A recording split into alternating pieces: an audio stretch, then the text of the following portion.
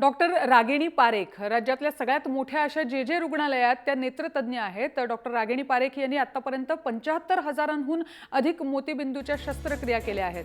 तर जवळपास 5 लाखांपेक्षा जास्त रुग्णांची तपासणी केली आहे। डॉक्टर रागिणी सुमारे पाव शतक या रुग्णसेवेत आहेत आणि इतकंच नाही तर त्या तब्बल 16 ते 18 तास रोज काम करतात। राज्याच्या कानाकोपऱ्यातून येणारे रुग्ण अत्यंत जटिल शस्त्रक्रिया डॉक्टर रागिणी पारेख यांनी लीलया केल्या आहेत।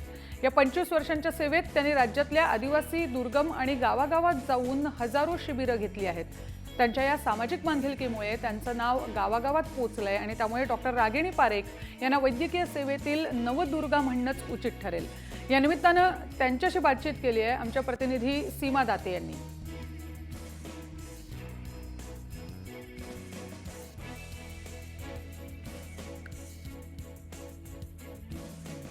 नवरात्रीच्या निमित्तानं नवदुर्गांशी परिचय करून देण्याचा आमचा प्रयत्न आहे, जय महाराष्ट्राचा प्रयत्न आहे।